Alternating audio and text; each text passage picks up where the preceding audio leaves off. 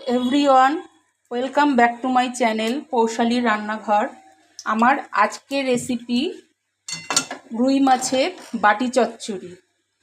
আমি মাছগুলো প্রথমে হালকা ভেজে নেব, তারপরে আমি পরবর্তী স্টেপে এসে তোমাদের দেখাচ্ছি কি করব। আগে মাছগুলো হালকা ভেজে নিই। দেখো, মাছগুলো হালকাভাবে ভেজে রেখে দিয়েছি।